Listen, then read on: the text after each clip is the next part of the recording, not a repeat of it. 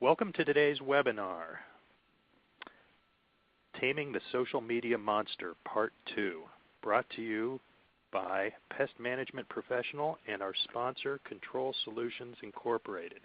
I'm Rick Aldrich from North Coast Media, publisher of Pest Management Professional magazine, and I'll be your event manager. Before we get started, I want to let you know that today's webinar will be recorded. You are currently in a listen-only mode. The recording will be available 2 weeks from today on our website, mypmp.net/webinars. A link to the on-demand recording will also be emailed to you when it is available. At this time, I'd like to acquaint you with the ways in which you can participate during today's presentation. Please notice in the lower left-hand corner of your console that there is a Submit button. We encourage you to ask questions throughout the presentation. Just type in the text box at the bottom left, then submit to place your question in the queue.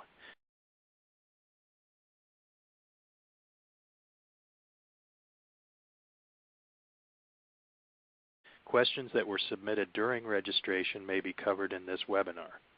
Some questions may also be answered in an upcoming issue of Pest Management Professional magazine. We strive to answer as many questions as possible. Finally, if you experience any technical difficulties during today's event, select Help to submit your issue, and Assistant Producer Diane Safranek or I will personally assist you. Now I'd like to turn today's event over to our moderator, Will Nepper. Hello everyone, I'm Will Nepper, Managing Editor of Pest Management Professional magazine, and we're happy to have Marie Knox, PCO Technical Manager with Control Solutions Incorporated, hosting our webinar today. Without further ado, I'll let you take it away, Marie. Thank you so much, Will, and thank you, Rick, for the wonderful intro. This is Marie coming to you from Control Solutions Incorporated, and today we will be Taming the Social Media Monster, Part 2. I'd like to cover the flow of today's webinar for a moment. I understand that we have a wide range of participants today with various amounts of experience in using social media for business. The main message is no one needs to be an expert.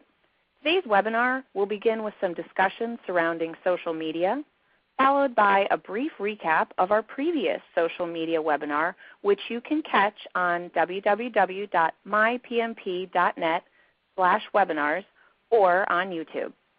We will then dive into Taming the Social Media Monster Part 2, where we will discuss finding your target audience and why that is important, as well as how to successfully reach them and turn your efforts of reaching out into true engagement. Throughout the presentation, we'll revisit the secrets, tips, and tricks of time management, as well as tips for crafting effective tweets that we did cover in Part 1. Lastly, we'll look at the step-by-step purchase of a real live Facebook ad by a PMP who was so gracious to show me their process and how they determine which ads they place are effective in generating positive traffic on their site and blog. My goal today is to help you better manage the time you dedicate to marketing, as well as make your social media marketing efforts more effective. Let's get started. What is social media? It's a term used to describe a variety of internet-based platforms that make it easy for groups, organizations, and individuals to converse and participate with each other. It's certainly not a new concept. We've been writing on each other's walls long before Facebook was introduced. Cavemen wrote on the walls of caves to tell stories and share information. Now we're simply writing on each other's Facebook walls to convey very similar messages. Let's take a quick look back at what we covered in Part 1. In Part 1, we covered the individual social media site basics. We looked at Facebook, Twitter, blogs. We took a peek at WordPress.org, which is a great site for basically building your own websites and blogs. We didn't go through the step-by-step basics of how to set up each of these things, but we did explain what we could use them for and how you can apply them in your business and how you might reach certain audiences through each one. We also touched on time management. So once you've set up each network, you can use a platform called Hootsuite. Now, there's a number of different social media platform management programs out there, but I tend to prefer Hootsuite. They have a free version, and even up into the larger size businesses, the free version is still applicable and useful. We also took a look at crafting effective tweets and posts in order to get your audience to take some action.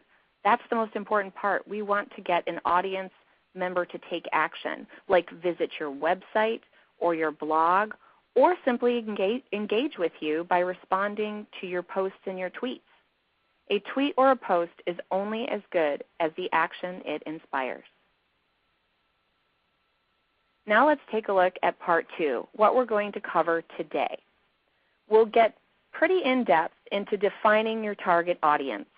Now, this is some basic marketing, but it's very applicable to social media marketing. We'll also look at creating the ideal client or customer wish list. We'll take a look at your niche, or some people call it a niche, and how to clarify it and figure out what exactly you're good at and where are you really going to get the biggest return on your investment of time. And then we'll put it all together to create an effective Facebook ad that reaches your target audience.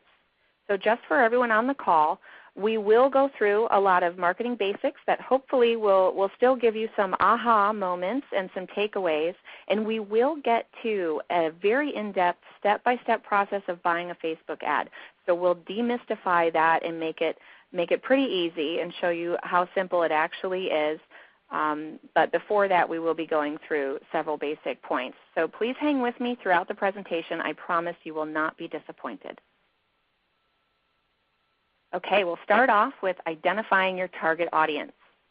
We need to know a few things before we just start bombarding the Twitterverse with messages that go nowhere. First, we need to know, who are we trying to reach? We're really not trying to reach everyone out there. We want to reach the right people for your business. We need to know, where are these people hanging out online? Are they on Facebook? Are they on Twitter? Are they on another site? Is it Google+? We need to determine where they are, where they're spending most of their time in order to get the biggest return on our investment. We want to target those areas because we don't want to be everywhere. We don't need to be everywhere. We just need to be where our people are. And then, how are we going to choose to reach them? And we base this how on the who and the where above. And then, as another note, we need to consider, how do they want to be reached? Do they prefer, and this is an aside, thinking of your current customer base, do you ask them how they want to be contacted? It's kind of the same way with social media. Do they want to be emailed? Do they like social media? If so, invite them to like your page or follow you on Twitter. And then in a more rudimentary approach or a basic approach, phone calls. Do they prefer online scheduling? These are some things we might touch on throughout the presentation. So a major point of part 2. Who are your people anyway? Let's take a look at this target audience. It might sound overly simple, but we need to go all the way back to square one and figure out who you are marketing to in the first place. Identifying your audience is the first step. And you're going to ask yourself these questions, and a lot of these questions on the slides you'll see today are really just points to ponder. You can think on it over time, and sometimes the answers change. But these are very important steps to continually revisit in your business, and especially concerning where your marketing dollars are being spent. So who are your people? Who do you want to do business with? I know you probably have certain types of people you don't want to do business with, so you could actually reverse engineer your target person by looking at who you don't want to do business with, and then take steps backwards to determine the characteristics that you do prefer. Now, what does your ideal client or customer look like? Not physically, but what are some of their traits, their characteristics, their values? That's really what we're getting at. So you'll hear me refer to your ideal client or customer. And basically, we're going to craft, in the next slide or so, we'll craft an example of an ideal client. And when we are thinking about who we're truly targeting, whether you're making a specific Facebook ad or your general marketing, we take a look at demographics. Like, do you service the entire country? Or are you more in a regional area? Or pare it down even more, maybe you're looking at just a few counties.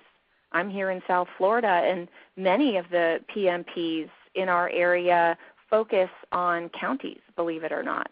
So geography will play a role. And then do you do residential or commercial work? How about income and gender? Studies have shown that for decisions that concern the home and services for the home, it's a higher percentage of women making that decision in the household than men. So you may want to target women. In our upcoming example, I'll show you that. Also consider the values of this ideal client or customer. Think about your favorite customers, the ones you find yourself saying, if only all of my customers were like so-and-so. Now, what is it that this dream customer of yours that you might have a few of, what is it that they do? Do they pay on time or early? Are they really easy to schedule? And then also think of how your customers respond to you or how they treat you. Do they see you as an expert, and do they value the professionalism you bring? How do they react when there's a complaint or an issue? Those are all things to consider when you're drafting up this ideal customer. So, based on the questions and some of those points to ponder from the previous slide, we're going to create an ideal client. This is the wish list example. So this would be the wish list, all of the traits and characteristics of my ideal client. And you could even name this client if you want to. So an ideal client would be one who pays on time or early, lives in XYZ city, county, or state. You can apply that to your own business. In the example that we're going to use later for the Facebook ad, I chose a client who owns versus renting. And the reason I make that distinction is to go a little bit further down the road. When you think about it, a person who owns maybe a single-family home offers you multiple service contract opportunities. So people who rent are wonderful customers as well, but it may be a restricted account. You may only be able to offer a general pest control contract there, possibly, or maybe some specialty services you might also offer. But with a single-family homeowner, you have the ability for a termite contract, and if your business also handles lawn treatments and ornamentals, you could offer those contracts in addition to the general pest control. We're also targeting, on the next point, a female. We've decided to make the gender decision here, and based on some market research, our ideal client would more than likely be female, 30-plus years of age. The reason I chose that is because more than likely at that stage, there's an income level, there's a career position, and there's the ability more than likely to own versus rent. And then I would like a person who prefers insects live outside of her home. We're certainly not looking for the customers, and we're not trying to market to the people out there who don't mind a few ants in their kitchen because they may not see value in the service that we bring. So we want the customers who do not want insects inside their home. And then we do want the people who value the expertise of a professional. They may or may not be a do-it-yourselfer. Now, Most often we would look for a non-do-it-yourselfer. We want somebody who, they might garden, or they might switch out their annual flowers, say, every season, but they wouldn't be the ones prone to maybe mow their own lawn or prone to handle products and chemistries to try to take care of pest problems. We want the person that feels that that's out of their realm. So we want somebody who will value the expertise that you bring. Next, we'll take a look at the niche, clarifying it. What are you really good at? You have to ask yourself this question. What service or offering do you provide that comes easily and may even get you constant rave reviews? Are you really good at interior and perimeter pest control? Or how about rodent work? Or maybe you've become a stink bug or a bed bug expert in your area. What work are you happiest to offer? And what service do you offer just because? So I want you to consider all these questions, because your answers will point you in the direction where you'll be most profitable. Work that you do just because may not be making you the money for the time that you spend on it. And we'll take a look at an example. So in this niche example, you really excel at residential pest control, and you make a good profit doing so. But you continue to do a few restaurants here and there, even if they are less profitable jobs that take more time, because you don't want to say no to business. You've got to consider how this is affecting you. Could you be making more money by narrowing your focus to just residential work where you excel and where you can command a better profit margin? The time you spend on low-margin jobs could be redirected to your more profitable residential niche.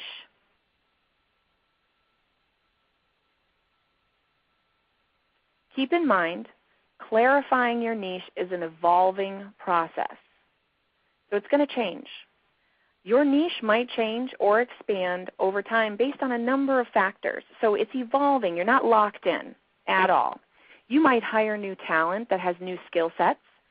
You might add to your own skill set and be able to expand your niche in an effective, efficient manner that you can command some higher profit margins by doing the additional work that you've expanded to.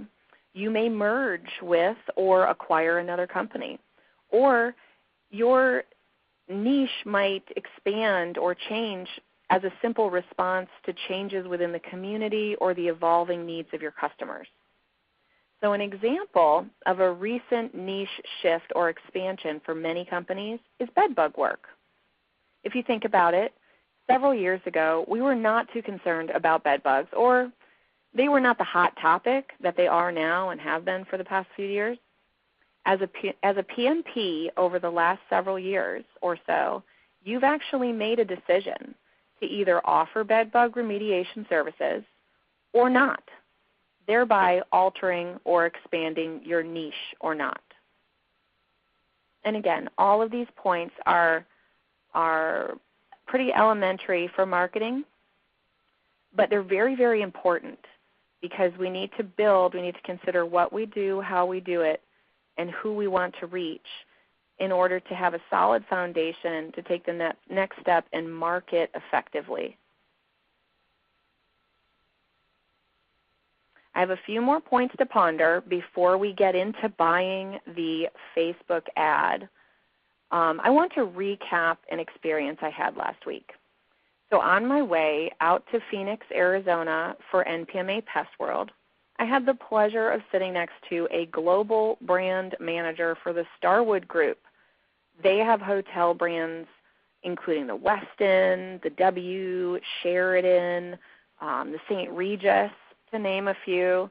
So this was a pretty influential individual with the Starwood Group. And he mentioned to me, I asked him his responsibilities and, regular plain chit-chat. And he mentioned social media for the brand.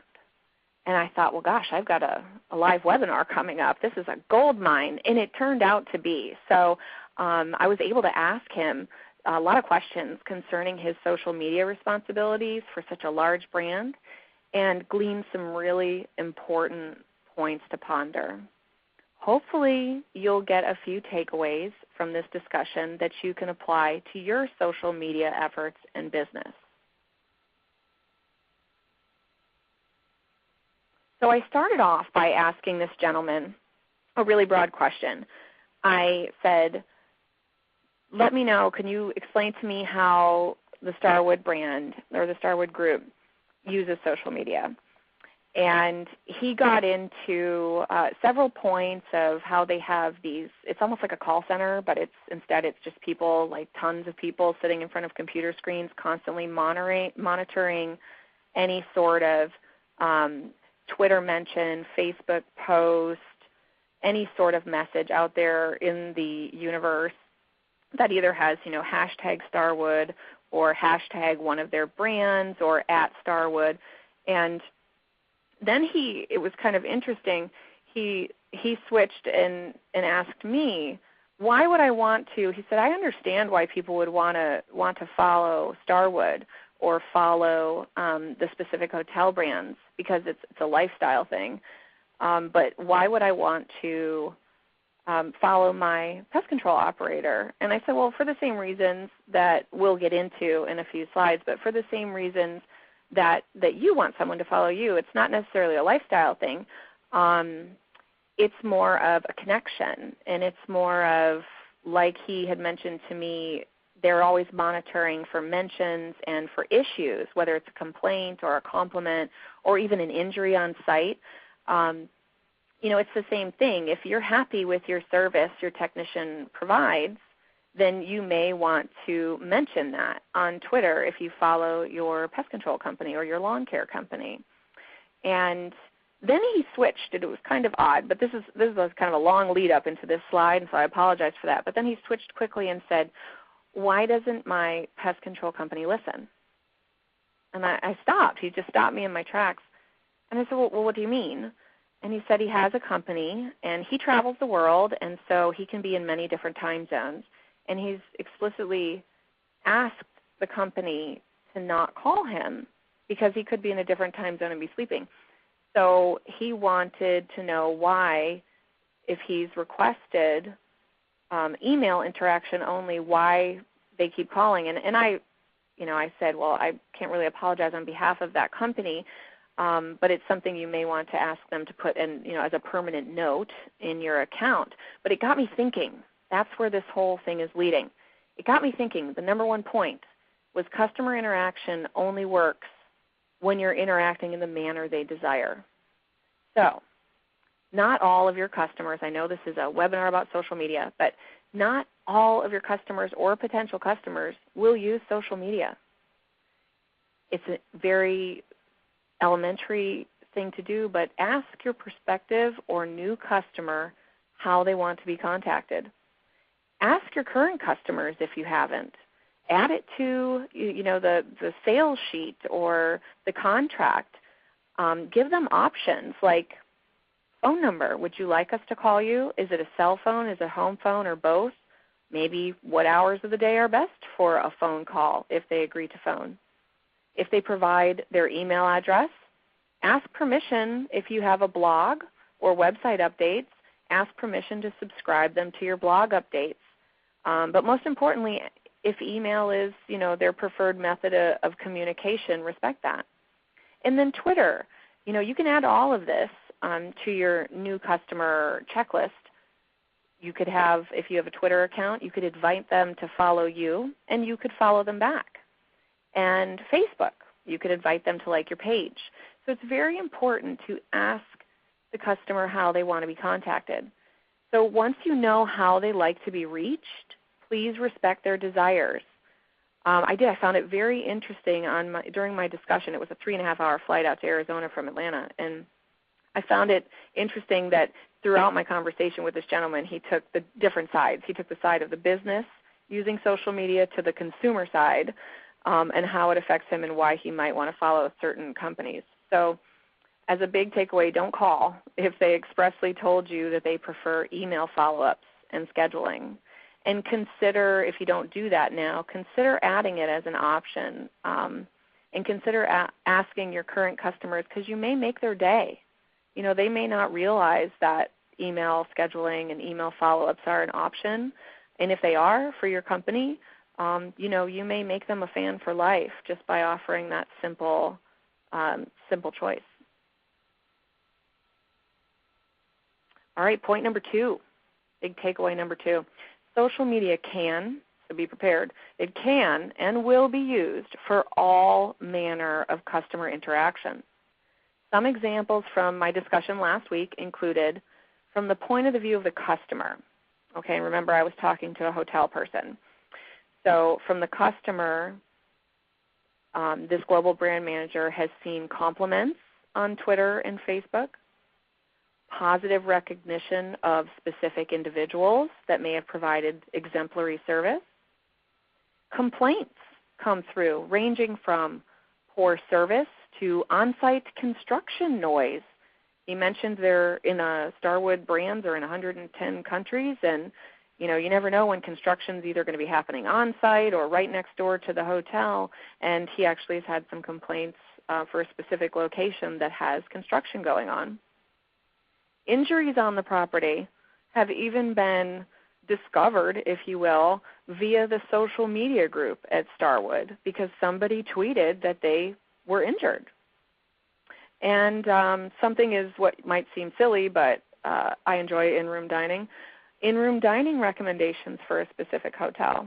So if you follow the Westin or if you follow the Sheraton, you know, somebody might tweet that, you know, the cedar plank salmon is phenomenal. So you never know.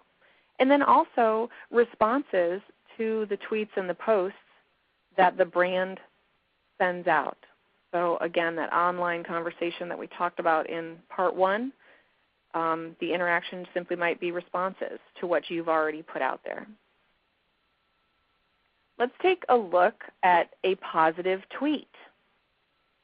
Last week was a pretty busy week for a lot of people, including myself. And so I had a moment, I took a moment to thank Delta and a specific person because I had a lot on my mind gearing up for NPMA, and I walked off the plane leaving a bag on it, which I've never done before. So the level of panic I experienced, I would wish on no one. But the great story is, oddly enough, they weren't turning that plane around quickly, thank goodness. I realized I left this bag an hour after I left it. So the plane was still sitting at the gate, and it hadn't even been cleaned yet. And when I contacted Delta there at the Phoenix Sky Harbor Airport, of course, completely panicked, they let me know. They immediately radioed the crew, the baggage crew and the cleaning crew, and they let me know while I was hanging on the phone with them and they were on the radio that they had found the bag. It was exactly where I had left it, in my aisle, snug under the seat, and that they were securing it and delivering it down to the specialty baggage services there at Phoenix Sky Harbor Airport, and that I could come pick it up. And so afterwards I was so relieved that I tweeted, and I also thought this is a great example, you know, for next week. I tweeted at Delta, at PHX Sky Harbor, which those are the Twitter handles for Delta Airlines and for Phoenix Sky Harbor Airport. Thank you, baggage crew and Burdine. And then I put in hashtag PHX for Phoenix Sky Harbor and hashtag Delta because I wanted this tweet to not just reach Delta and the Phoenix Sky Harbor Airport. I wanted this tweet to go into the overarching conversation that kind of surrounds these two groups. So anything out there mentioned Delta, this tweet is ending up in the overarching Delta conversation out there in the Twitterverse as well as Phoenix Sky Harbor Airport. And then I also added hashtag grateful and hashtag lost and found. So this little story will go into those 4 conversations out there in the Twitterverse. And I was definitely grateful. So this is a wonderful example of what you might receive as you gain followers, especially on Twitter, and now Facebook's recognizing hashtags as well. So if you have fans of your Facebook page or followers on Twitter, it's really nice to get these type of messages. And even after the last social media webinar, I got some thank you tweets, and they're wonderful. You know, it's like the next best thing to getting a thank you card in the mail. So it's kind of fun. But this was just a nice example to show everyone. Now, we touched on from the point of view of the consumer or the customer. Now let's take a look at the point of view of the marketer, or you, the business owner or the person in charge of social media at your company. How would you use social media? Well, you would use it to stay connected conversationally with your customer. You could also use it to alert a customer of new issues or pest activity in their area. So if termites are swarming, you could start tweeting about that. But make sure, again, I'll suggest to anybody who didn't catch our first social media webinar back in August, it's on demand or on YouTube now, and it's very important to take a look at how to craft effective tweets. So don't just bombard people with mindless, blabber. Just make sure we're enticing them to take action, and we'll touch on that at the end briefly. You could also share new information about your website or your blog content, and you could offer new services to your followers. You could offer even a discount because your followers are more than likely current customers, and there's nothing more irritating than when I see a commercial on television and they offer, some companies offering some great, discount or doodad for joining, and I'm already a customer and that offer is for new customers only. That's irritating from the current customer point of view. So you might want to use social media, to give a little recognition to your current customers. And then also to drive website traffic or Facebook page or blog traffic. And a couple examples, you could use Twitter or any post to post a picture for a Name This Insect contest or a Caption This contest. So you can tweet a picture, and I'm sure you've all seen in some way, shape, or form a Caption This contest. Maybe you could run a little contest where the funniest suggested caption for the picture you put out there, wins a gift card or wins a small prize or, a discount or something off their service. And then you could also come up with your own contests that are fun and just, consider offering a prize, something small. It doesn't have to be big. It could even be like, a $10 gift card to Starbucks of all places. That's the way to my heart, FYI. Point number 3 from this conversation last week is if they follow you, make it worth their time. Always think about the way you want to be reached, you as a person. If you're just receiving mindless tweets in your Twitter feed, I personally just scroll right past them. If I don't see a link on it or some sort of action, I scan it really quick and I just scroll right on past. So don't just post or tweet because you think you have to send something out daily. Remember, you are in charge of this. There's no rule book on how many times you need to tweet. There are of course there's some analytics about the time of day that's a good time to tweet depending on, what time zone you're in and other things, and there's tips on how to do proper tweets. But what I'm saying is you don't have to tweet every day. You can make a realistic schedule for yourself. You don't need to let it take over your life. In fact, that's the whole point of both of my webinars, is to help you see that it doesn't have to rule your life. That's why I called it Taming the Monster, because it can become a time-consuming task that you then dread. And I'd rather have it be enjoyable and effective and making you money for your business. So you could even consider once a week or whenever you add new content or blog posts. If you update your blog once a week or every other week, or if you decide to do a Caption This contest or just tweet out a simple photo or provide, post a photo of some active insects in your area to your blog and then tweet the link to your blog post, that's great. If you only do that every week or every couple weeks, then that's That's the schedule you set for yourself. Just make sure that you're crafting meaningful, effective tweets that encourage your followers to take action. And again, we covered this in depth in Part 1. All right, a quick word about outsourcing. I actually received a phone call yesterday from a company asking me what my take was on it. And they had hired a social media expert or company to tweet on their behalf, basically, handle their social media. And the unfortunate thing is, when we don't know a lot about something ourselves, we tend to outsource it.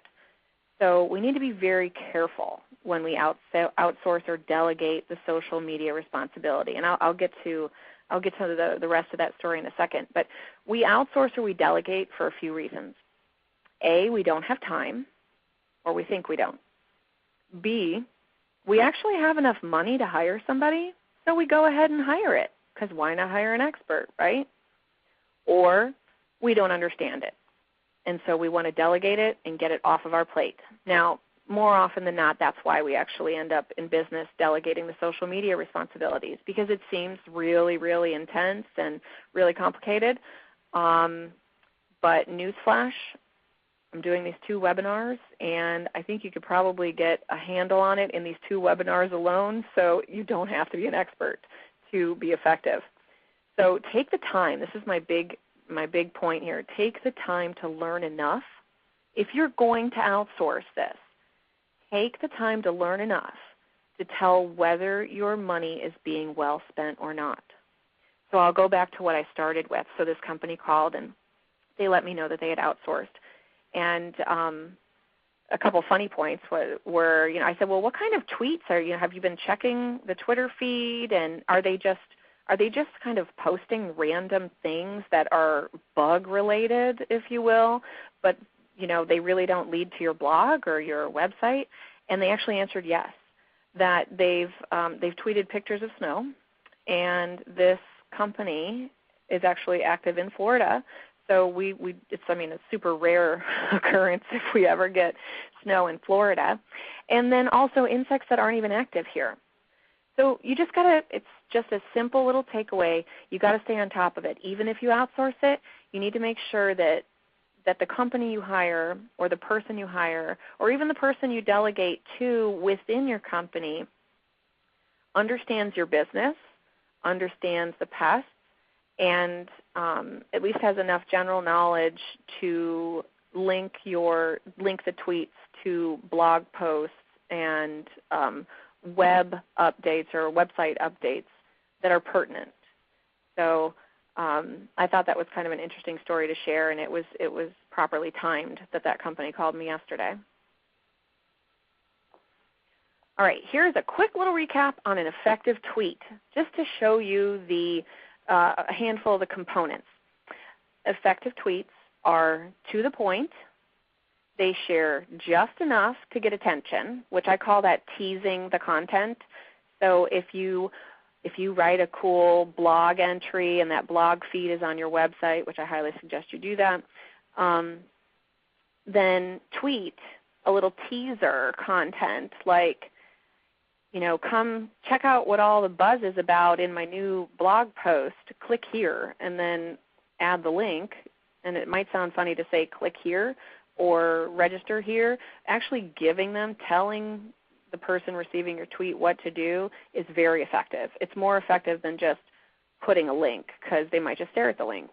Sometimes people want to be told what to do. So effective tweets are to the point. They tease the information you're trying to share, and they get attention, and they usually guide the reader to take some sort of action.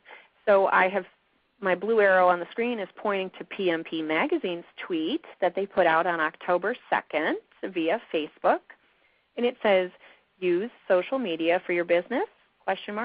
Don't miss this free webinar on October 31st. And they provide the link. And I thought that was great. So you can see below, I retweeted it, and somebody else did too. So I sent it out to my followers. That's what happens when you retweet. You might find something out in the Twitterverse. Maybe it's on fitness. Maybe it's on something you follow personally. and you want to share it with your followers, you can just simply retweet it. All right, number 4, if a complaint or sensitive issue comes to your attention via a tweet or mention, it is best to move that conversation offline. This is a very important point. And this is one that the gentleman from the Starwood group spent quite some time on with me on that airplane.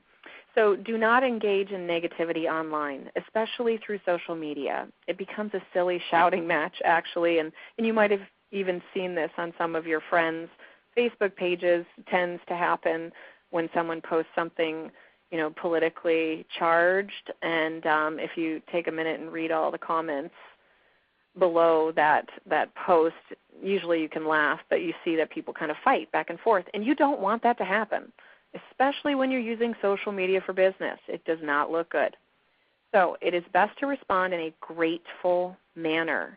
Acknowledge the issue and suggest that your customer or client access your complaint form on your website if you have one, or email your customer service directly through your website. So you could simply respond to the tweet or the post or the message, with a grateful, thank you so much for bringing this to our attention. We would love to know more about your experience and maybe to speak with you further. You could either just flat out provide an email address in that message, or you could add your link to your website's Contact Us tab. So suggesting this does a couple of things. First, you're acknowledging an issue and you're listening. And a lot of times, think about when you complain, you really just want to be heard. Second, it gives the customer another avenue to explain the issue in more than 140 characters. That's what we're restricted to on Twitter, and you really can't get much of an answer in that short amount of space. So it also gives you the opportunity to respond in the appropriate way out of the limelight. So staying on that complaint vein, complaints are not always a bad thing, believe it or not. Engaging your customer, whether the tweet or post is good or bad, is always a good thing. So respond to the good tweets too. Much of the time, a complaining individual was wronged in some way, or they honestly feel they were. And they simply want to know that they are valued, respected, and heard. Every interaction is a chance to shine, whether you're thanking someone for a compliment or responding to a question or complaint.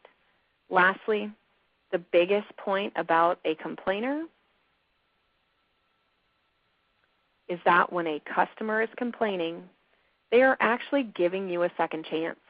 They want to stay with you or your service, and they're looking for an indication from you that you want them to as well.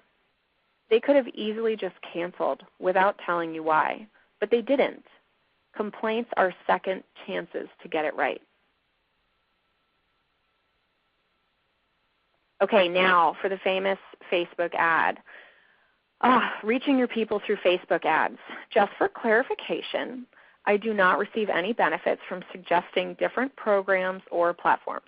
I am only sharing information to hopefully make your social media marketing experience easier and less time-consuming. That being said, let's make this Facebook ad. We're going to walk step by step through the process of creating a Facebook ad and then discuss how we will determine if it's really reaching our target audience or ideal client. And I actually received a question through the registration page concerning analytics and how do we know how the Facebook ad is doing, and we will be touching on that in the next few slides. So step 1, pretty simple. You need to create a Facebook page for your business. And in order to do this, whoever's going to create the Facebook page for the business has to have an individual personal account. So it's very easy to create a Facebook page. It's step by step. You pop a picture or two into the page and you are up and running. It's really probably 3 steps. So once you've done this, you're ready to advertise. Now, this is a small snip of a PMP here in South Florida who's local to me, and they were gracious enough to allow me to use them as an example, and they let me watch as they created this ad. So on their page, the view that they see where that yellow arrow is pointing, it says Ads Manager button. There's a little button. Now, you're the only one that's going to see this. If you're in charge of your page, you see that. People who go to your Facebook page do not see that right-hand sidebar. So you're going to click on Ad Manager, which displays on your Facebook page. And then step 2, you're going to begin creating your new ad. It actually, I've cut it into several sections for these slides, but it's really like, it's kind of like 1 page or 1.5 as you scroll down, so it happens very fast. It's me explaining it actually makes it about 10 times longer. So you'll find when you do this for yourself, it's very fast. So after you've clicked on Ad Manager, you'll see a screen that shows your campaigns, and it says All Campaigns. And in the right-hand side it says Create an Ad. You just click Create an Ad from that, from that page. The third step is you're going to decide where you want the click to lead to. So you're creating this Facebook ad, right? And what you want them to do is click on it. Well, where is that click going to lead? Is it going to lead to your website? Is it going to lead, are you going to loop them back to your Facebook page, which is totally fine?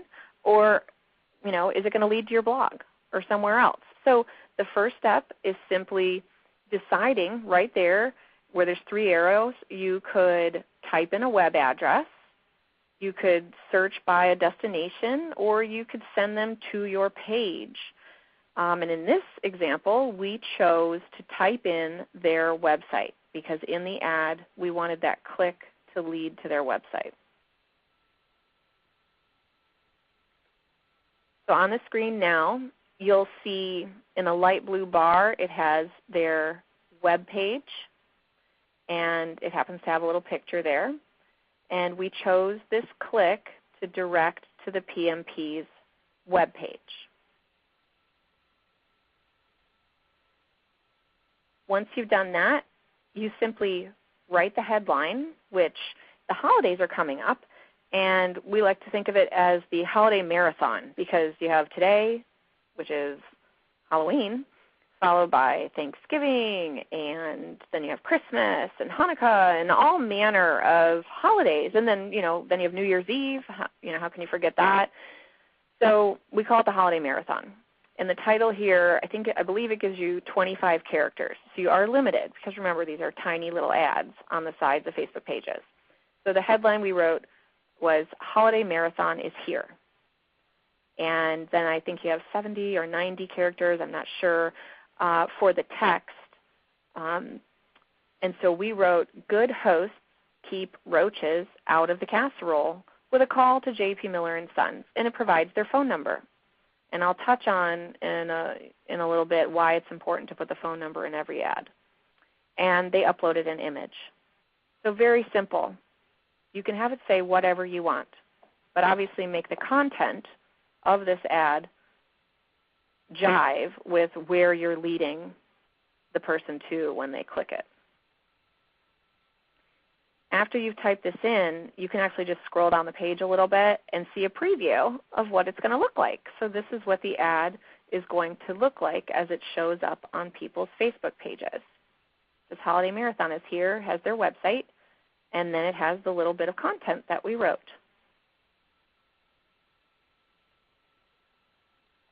So the next step, so see, it's very simple. Basically, it's a couple clicks and we already have an ad that we're looking at. Now we need to figure out our audience. Now you know why we spent so much time on target audience earlier. So before we begin narrowing down the audience, let's take a look at where we're starting at. Where that yellow arrow is 178 million people who live in the United States. Now, you're just going to go through a series of checking little boxes from here on out to narrow down your audience. So we're going to go from 178 million down to 480,000 because we selected 2 cities. So that first, where you might be able to see location, we're in the Create Your Audience box. Obviously, it's in the United States, and we decided to select city. and we typed in 2 cities, Boca Raton and Fort Lauderdale. And by doing that, we immediately went from 178 million potential people to 480,000. Now we want to narrow it down even more, because remember, we can't be all things to everyone, and we're not trying to reach everyone. We want to reach the right one. So now the next step is simply selecting an age range and a gender. And we selected 28 and up with no maximum on the age range, and we selected women. And we took our audience down even further to 176,000 people in those 2 cities that are in that age range and female. So remember that ideal client wish list we looked at not too long ago? Now is when we're really going to put it to good use in determining whose pages we want our Facebook ad to display on. So we already select the age and the gender on the previous slide. Well, now you're going to take a look, and there's broad categories. So here the arrow is pointing at interests, and there's a lot of broad categories, but I'm just showing you this one. And so we decided to check on the right-hand side. You'll see health and well-being, home and garden, someone with pets, because our first message was keeping the roaches out of the casserole. So we're targeting women. We're targeting more than likely homeowners, or at this point, any female who's doing entertaining for the holidays. And so what you get to do is click on interest and then narrow it down by something more specific there on the right-hand side. And you can select as many as you want. After that, you can select from some other categories, including relationship status, which we just checked everything.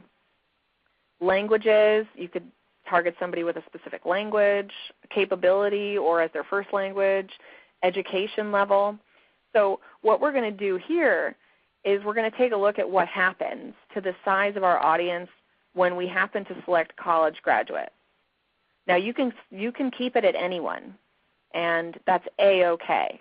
If you want to target people in high school or in college, that's really kind of where they're going with this section here on Facebook is really narrowing it down. You can also do like broader age ranges there. But we moved it from anyone to college grad. And when it was at anyone, you'll see on the right-hand side we're at 162,000 people still. And you'll notice underneath audience on the right-hand side there, it actually starts showing you everything you've already selected. So how you've been narrowing down to this target audience. And we quickly dropped to 64,000 people. And this is a very good thing. So we selected college grad, and we narrowed it even further from 162,000 to 64,000. This is a good thing. When you narrow down your audience size, you're becoming laser focused. Your marketing is going to become laser focused on your ideal client, and your ideal client is the person, A, you want to do business with, and B, most likely to take your services. Very important. And that's why we do it and why we go through these steps. Then step 6, we select how much we want to spend. And don't get nervous about this. You could put $10 if you want. Here, the company selected a campaign budget per day of $15. And underneath that, you can either run your campaign continuously, where you would be spending a maximum of $15 daily, which you might not spend that much, just depends on how many clicks you get, or you can set a start and end date. And in this case, we chose to run it continuously because they want it to go through all of the holidays. Once you've chosen your maximum of $15 a day, so here you're going to choose what you're paying for. Are you paying for impressions or clicks? And this is really, really important. Do you want to only pay when someone clicks your ad? Now, in my opinion, yes. For the type of work we do and for who we're trying to attract, yes, we want to pay for clicks. Or are you willing to pay when they just see it but take no action? And that would be called an impression. So when you're in your Facebook page, when you're on your own personal page, and you see those ads on the side, you saw it. That's counted as an impression. It showed up on your page.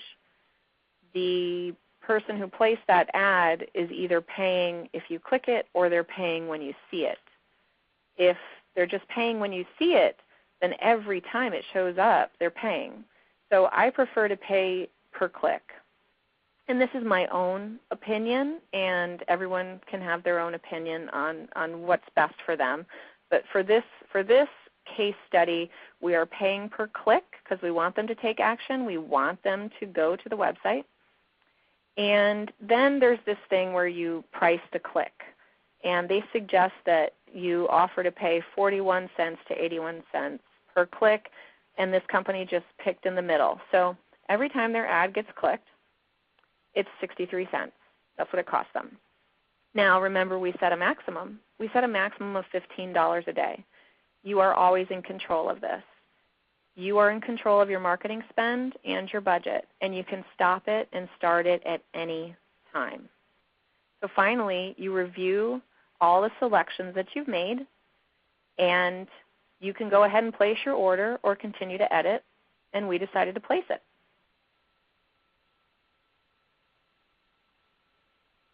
This is what you see when the order's been placed, but keep in mind that Facebook needs to review it before it goes live.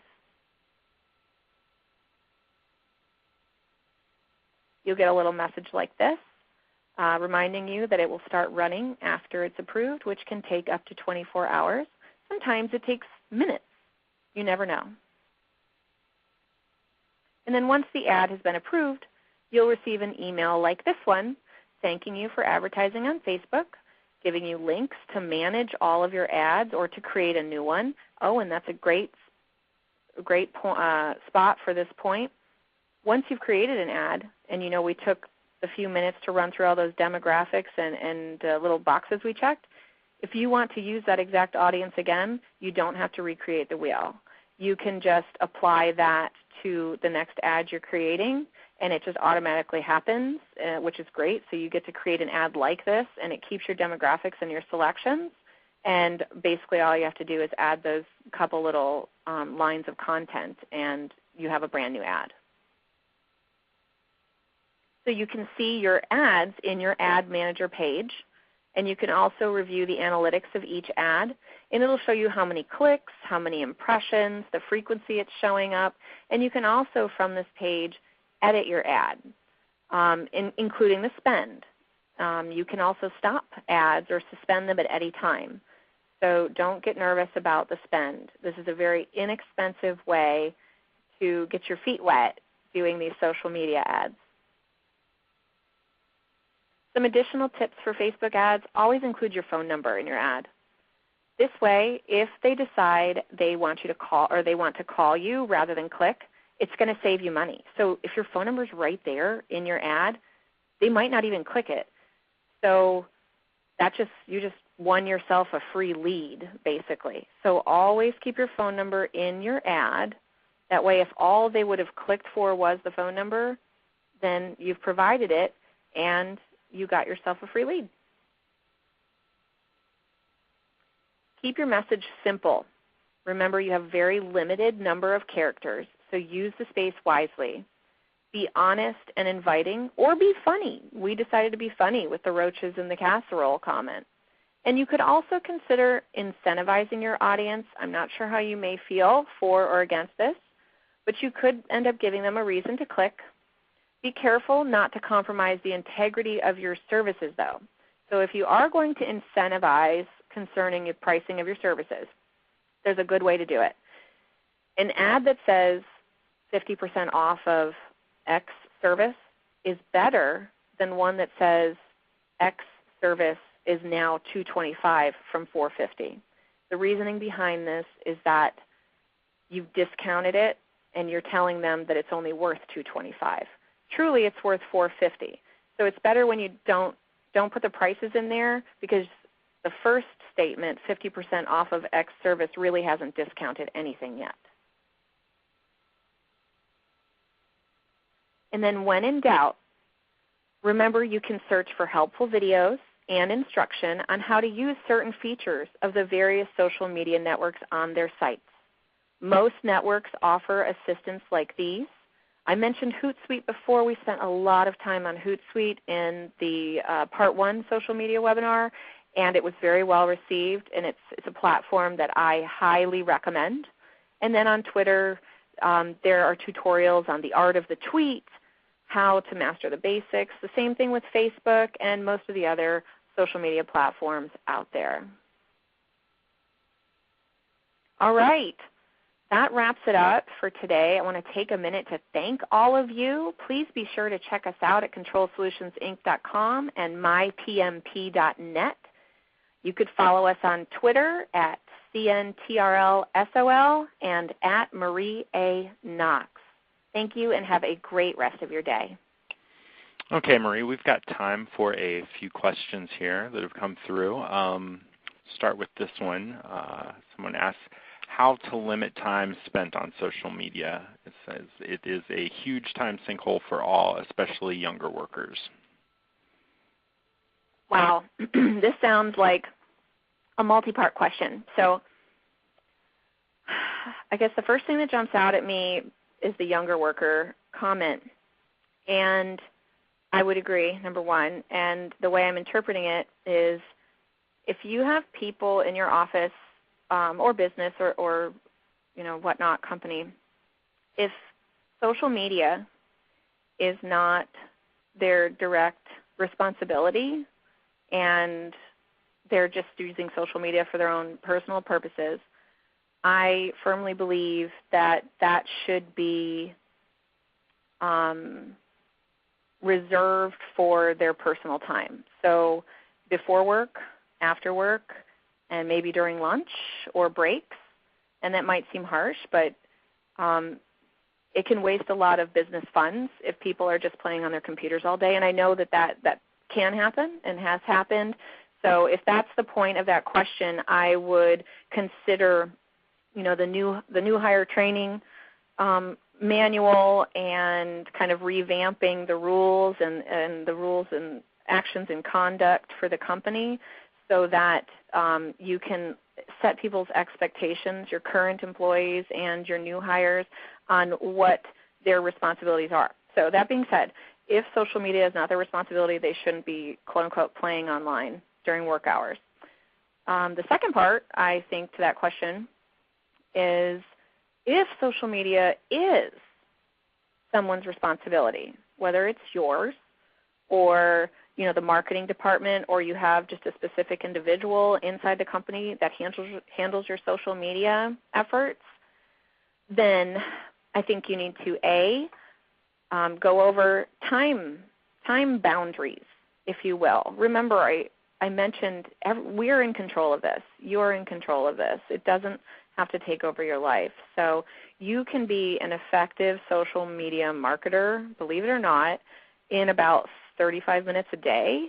Once you have the account set up and then you manage them with something great like Hootsuite. There's a free version and there's a paid version, and I still use the free version, and I know a lot of large companies that use the free version, where this Hootsuite program, this platform, allows you to post once across all of your social media networks. So think of it this way. Think of the time you would spend if you had to log into your Facebook page and post something, and then you went to your blog and you updated it, and then you ran over to Twitter and you put out a couple tweets. I think that's time consuming. That's kind of crazy, especially if you're saying the same thing on each network. So use a platform like Hootsuite where you post once and it deploys out for you. So I would say if you have somebody that's responsible for social media in your business, in order to keep a handle on the time spent, make sure they're organized with a platform to manage all of the social media feeds that you have and that you're active in. And Hootsuite can even handle blogs and Instagram and a couple of other things, especially the laptop version. It's a little different on the tablet and on your mobile device. It's different than what you can do on your computer, your desktop, or your laptop. So just FYI. But set them up, A, with a platform like Hootsuite that can manage your time and make you more effective, and then B, set up some time boundaries. And an example would be you come into the office and you spend the first 20 minutes taking a peek at all the feeds that are on your Hootsuite, all the feeds coming in from your social media, any mentions, because it'll pop up immediately and let you know when you've been mentioned, when you've been retweeted. It's all right there at your fingertips. You don't have to dig for it. Take 20 minutes to take a peek at stuff. If somebody has done a blog post for your company, or if you have an announcement, or if there's a great picture that one of the technicians took out on a job and you wanted to just post that picture and do a Name This Bug contest, then take a moment to tweet, basically post that and deploy it out through Twitter, Facebook, and whichever ones you might also be involved in. And then hang out for a couple minutes to see if you get any quick responses. And if not, then shut it down. Do the rest of their responsibilities throughout the day, and maybe the final 15 minutes of the day, open up Hootsuite again and take a look at the activity. Now that's pretty simple. So that's about 35, 40 minutes a day, and it's really just about being organized and logging in all of your social media networks through Hootsuite to help you. And if you want more on that, definitely revisit the first social media webinar that we did together, PMP and I, because we did an in-depth section on Hootsuite and how to manage it. So hopefully that helps. And I think we have time for a couple more questions. One that came in during the webinar. Is there somewhere we could access good ads that have already been done? Oh, that's a good question. You know what? I don't necessarily have the answer to that. What I would suggest is if you are friends with other companies, or there's some non-competing company groups out there that tend to share their triumphs and their efforts, and they talk to each other. So if you're not part of one of those groups, if you have some local other pest control companies or other pest control companies you've met at meetings, maybe you could pick their brains on what's worked for them. But one thing that I will let you know, which is really neat about the Facebook analytics, is you saw the ad that we created today for that Facebook ad talking about roaches in the casserole. Well, that could turn some people off. So the pest control company that allowed me to use them as the example, they're also creating a couple more ads. And what's neat is they're going to try 3 different ads. And in that Facebook, in the ad manager and the analytics page, you can run a number of ads simultaneously with different wording or a different picture or a different click-through to something. Maybe it clicks through and loops them back to your Facebook page, or clicks through and leads them to the website. You can run 3 ads at the same time, and you could maybe put that $15 a day spend on each one and run them for a week or 10 days. And after that week or 10 days, you go in and you look at the analytics. One of those ads might be really outperforming the other 2, and at that point you just suspend the other 2. You won't spend any more money on them. They'll just sit there, and then you can redirect your money, your spend, to the ad that's performing well. So it might be some trial and error. And considering that you only have very, very limited number of characters, think about you as a homeowner or as a consumer of our services, of pest control services. What would get you to click? What would get you to be interested enough to come visit your page? So you might want to ask yourself some of those questions. But I don't know of any canned ads out there. I mean, maybe they exist. I'm just unaware. but it's also fun to kind of play with it yourself and see which ads you come up with that might be winners for you. Okay, I think we have time for about one more question. One of the attendees asks, how do you decide how much to pay-per-click?